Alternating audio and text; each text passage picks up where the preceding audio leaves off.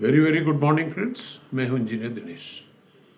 दोस्तों, कुछ दिन पहले मैंने एक वीडियो आपको परोसा था ऑन एडवांटेज इंडिया। भारत किन मामलों में वैश्विक स्तर पे एक बहुत ही रिच कंट्री है, इसके बारे में मैंने प्रकाश डालने का प्रयास किया था। कुछ पॉइंट्स मैंने कवर किए थे और कुछ छूट गए थे। पहला पॉइंट मैंने जो कवर किया था that was temperature advantage. We have got 3 weathers और टेम्परेचर्स ऐसे नहीं होते जो ह्यूमन बॉडी के लिए बहुत डेंजरस साबित हो जाए। ऑफ कोर्स साल के 2 महीनों में ठीक ठाक ठंड पड़ जाती है और उसमें कोई 4-6-10 दिन ऐसे होते हैं जिसमें एक्सट्रीम कोल्ड होती है। अगर हमारे आर्किटेक्ट्स, इंजीनियर्स इस बात को समझ और मेडिकल फ्रेटर्निटी ये तीनों इस बात को समझ जाएं कि टेम्परेचर का हेल्थ पे क्या इफेक्ट पड़ता है एक्सट्रीम टेम्परेचर का, तो आर्किटेक्ट और इंजीनियर्स तो ओल्ड एज होम्स या सीनियर सिटीजन्स के लिए जो मकान बनते हैं, या आपके अपने घर में भी एक कमरा ऐसा हो जिसमें सीनियर सिटीजन को टेम्परेचर कंट्रोल एटमॉस्फेयर मिल जाए। कम से कम इतना कर लें, सबको न मिले तो सीनियर सिटीजन्स को तो टेम्परेचर कंट्रोल मिलना ही चाहिए। उसके लिए मैंने एक बड़ी सिंपल सी टेक्नोलॉजी डेवलप की है, इंसुलेटेड बिल्डिंग। इंसुलेटेड बिल्डिंग में टेम्परेचर कंट्रोल रहता है और in fact you can maintain the same temperature all along the year. जैसे कि मैं जिस कमरे से रिकॉर्डिंग कर रहा हूँ, इस कमरे का भी टेम्परेचर करीब करीब कांस्टेंट रहता है। और अगर एसी का और ब्लोअर्स का थोड़ा इस्तेमाल कर लिया जाए तो एक्सट्रीमली कंफर्टेबल होता है। तो मेडिकल फ्रेटर्निटी को ये समझना चाहिए कि जब हमारे शरीर का जो रक्त वाहिनी कोशिकाएं हैं वो जब ठंडी होती हैं तो नेचुरली ब्लड की विस्कोसिटी थिक हो जाएगी, बढ़ जाएगी, तो हार्ट को ज़्यादा मेहनत करनी पड़ेगी पंप करने में। इस चीज़ को डॉक्टर्स ने कभी एम्फेसाइज करने की कोशिश नहीं किया कि सीनियर सिटीजन्स को टेम्परेचर से प्रोटेक्शन लेनी चाहिए। अक्सर करके हमारे जो गांव के लोग हैं, जो शहरों से रिटायर होकर के गांव में पहुंचे हैं, वो लोग जो है, या जो गांव के रहने वाले लोग हैं, वो भी ठंडे पानी से सुबह नहा लेंगे। आफ्टर इवन 70 ईयर एज का पर्सन भी वो ठंडे पानी से नहा लेगा, सुबह सुबह मट्ठा पी लेगा, भले कब का पेशेंट हो। ऐसी एक डेथ अभी हमारे सामने आई है। इसलिए it is very alarming that I make our citizens and the professionals aware about this problem. तो पहली चीज़ तो ये है कि टेम्परेचर कंट्रोल हाउसेस बनने चाहिए, भले ही एक्सट्रीम टेम्परेचर कुछ दिनों का हो। लेकिन ओवरऑल देखा जाए तो टेम्परेचर एडवांटेज हमको है, क्योंकि ज़्यादा ठंड नहीं तो हमको मकान गर्म नहीं करने पड़ते हैं। बिना हीटर के और बिना ब्लोअर के हमारा काम चल जाता है।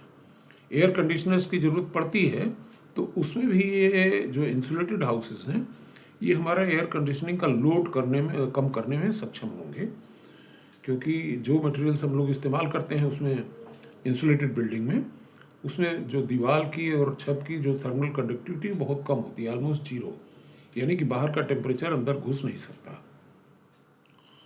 तो ये तो बहरहाल ये एडवांटेज तो टेम्परेचर का ही है, और थोड़ा सा और उसमें हम कर ले जाएं तो will become the excellent as far as the temperature is concern. दूसरा एडवांटेज हमने बताया था एग्रीकल्चर के बारे में, कि बच्चों को हम ये तो पढ़ाते हैं कि भारत एक कृषि प्रधान देश है, लेकिन ये नहीं बताते कि भारत विश्व का सबसे बड़ा कल्चरेबल कमांड का देश है, जहाँ पे एग्रीकल्चर हो सकती है। ऐसा क्षेत्र हमारे पास विश्व में सबसे ज़्यादा है। Plus we have got sufficient water also for irrigation, except few states जहाँ पे कि हमको सिंचाई की नई तकनीकों का इस्तेमाल करके उन्हें भी सिंचित करना है। लेकिन एक चीज़ मैंने आपको ये भी बताया था कि एग्रीकल्चर में जो आर्टिफिशियल इंटेलिजेंस है, पूरा विश्व इसको रिसर्च में, जेनेटिक्स में और एक्सप्लोरेशन में इस्तेमाल कर रहा है, डाटा माइनिंग में। इन सब के साथ जो हमें ज़रूरत है भारत को, कि हम इसको अब एग्रीकल्चर में ले आए। एग्रीकल्चर में जो हमारी फार्म लेबर है जो शहरों की तरफ भाग जाती है क्योंकि उसकी इनकम कम है, तो अगर एक एग्रीकल्चर लेबर को अगर एक एआई टूल दे दिया जाए, robotics combined with artificial intelligence, तो मेरे ख्याल से बहुत सारा उसकी इफिशिएंसी लेबर की बढ़ा देगा और उसकी इनकम इंक्रीज कर जाएगी, उसको शहर जाने की जरूरत नहीं पड़ेगी। This was an important point. दूसरा, एग्रीकल्चर में हमको एक समावेश ये चाहिए कि जो हमारी कोल्ड स्टोरेज है जो शहरों में बहुत दूर होता है गांव से, तो गांव में छोटे छोटे एयर कंडीशनर सोलर पावर्ड बनाने चाहिए, मे बी अंडरग्राउंड। तो ये पॉइंट इम्पॉर्टेंट है कि किस तरह से हम अपनी एग्रीकल्चर को सस्टेनेबल और वर्ल्ड क्लास की बनाएं। इसके लिए फर्टिलाइजर्स, केमिकल्स का इस्तेमाल कम करते हुए how AI can add value to our farming sector, इस पे काम करने की जरूरत है। तीसरी चीज़ जो छूट गई थी, पूरी तौर पे नहीं बताई गई थी, मैंने शायद बताया था कि वो है कार्बन एमिशन। हमारा per capita carbon emission world में करीब करीब सबसे कम है, और अगर 3 देशों की आप तुलना करें, अमेरिका, इंडिया और चाइना की, तो उसमें हम बहुत नीचे हैं। आप इस तरह से समझें कि अमेरिका पूरी दुनिया का 12% कार्बन इमिट करता है और पर ईयर, और चाइना 34% और इंडिया अभी 7.5% पे है। हालांकि अलार्मिंग बात यह है कि चाइना और इंडिया का कार्बन फुटप्रिंट बहुत तेज़ी से इंक्रीज कर रहा है। करीब 200% का उसमें बढ़ोतरी, 100% की बढ़ोतरी इंडिया में हो रही है और 100% से ज़्यादा चाइना में हो रही है। लेकिन हमारे पास तो थोड़ा बहुत अभी इसको बचा हुआ है क्योंकि वर्ल्ड एवरेज से हम बहुत नीचे हैं। लेकिन देखिए, एक चीज़ कार्बन में ये समझने की ज़रूरत है कि जब हम देखते हैं कि पराली जलाने से दिल्ली में सांस लेना मुश्किल हो जाता है, जबकि पंजाब हरियाणा में ऐसी कोई बात नहीं होती, उसका मुख्य कारण ये है कि देखिए, अल्टीमेटली कार्बन तो एटमॉस्फेयर में जा रहा है और ग्लोबल वार्मिंग वो कर रहा है।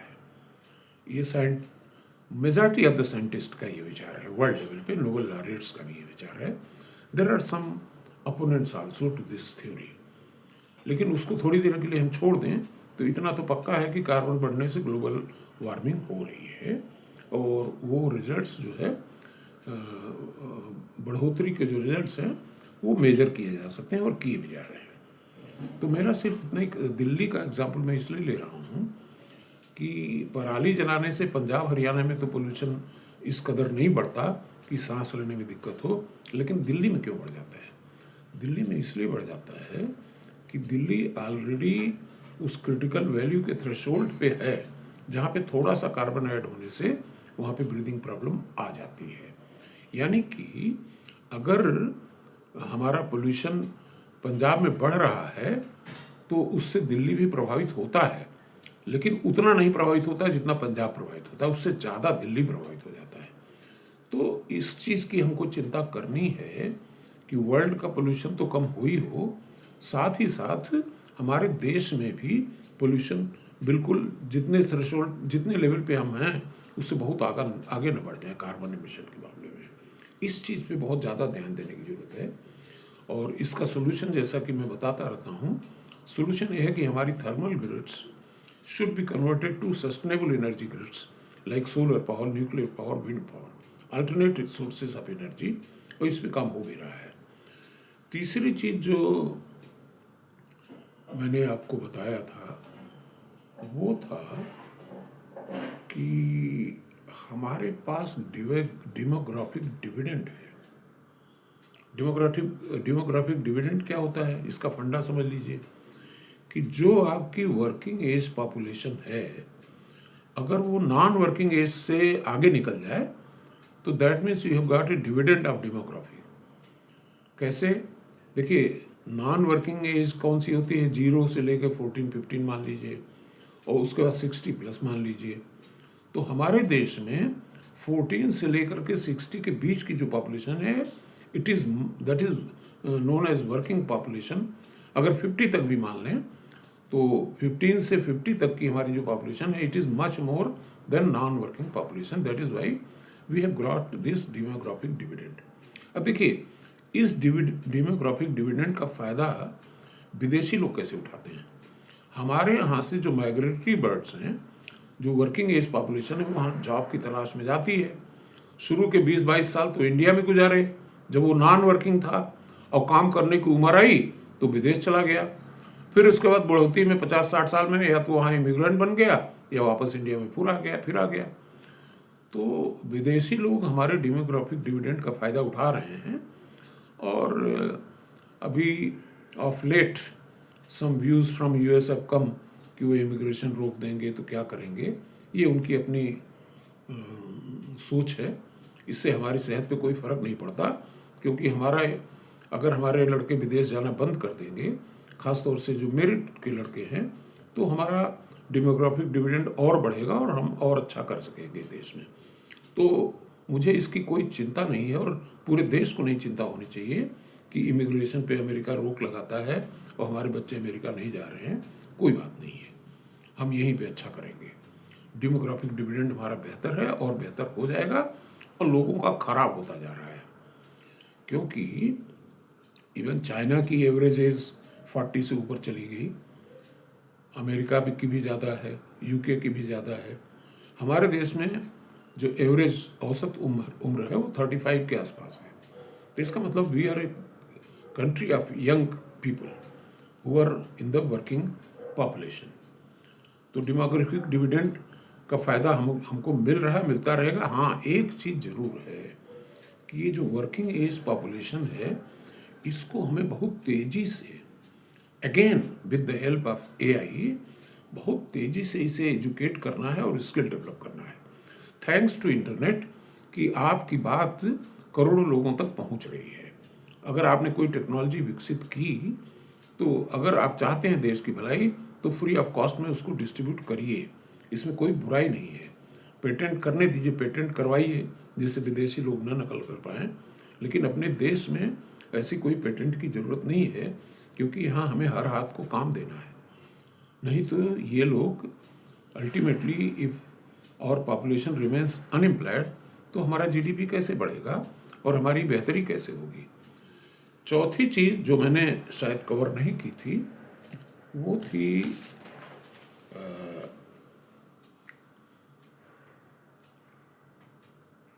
कल्चर।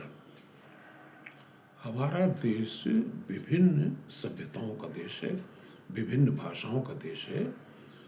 और देखिए, एक चीज़ आप ये समझिए कि जब ये वर्किंग पॉपुलेशन कई रीजन्स की एक जगह इकट्ठा होती है, तो उसमें बेहतर विचार पैदा होकर के आते हैं। ऐसा वेस्टर्न मैनेजमेंट गुरुज का भी कहना है। इसीलिए वेस्टर्न मैनेजमेंट गुरुज ने हमेशा से इस चीज़ को बढ़ावा दिया कि immigration should be encouraged for the meritorious people.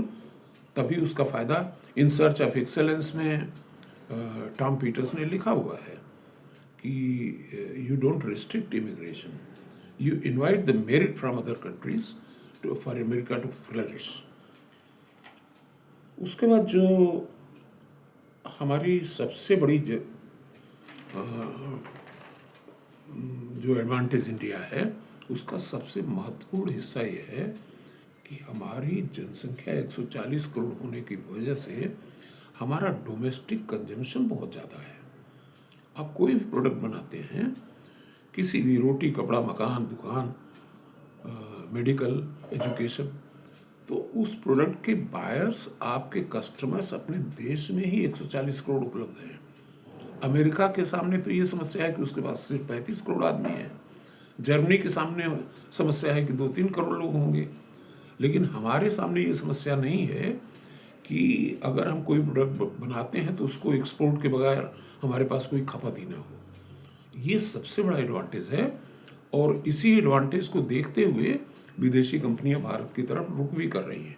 दूसरी चीज़ ये है कि चाइना जैसा तो नहीं, लेकिन चाइना के बाद सबसे ज़्यादा सस्ती लेबर कोई है तो हमारे देश में है। अब चाइना की बराबरी तो हम इसलिए नहीं कर सकते कि वहाँ का पॉलिटिकल सिस्टम अलग है, वहाँ पे डिक्टेटरशिप है, वहाँ पे स्टेट हर चीज़ में इंटरफेयर करती है, कोई फ्रीडम नहीं है। हम फ्रीडम रहते हुए भी विश्व में सबसे कम कार्बन इमिशन वाले देश हैं।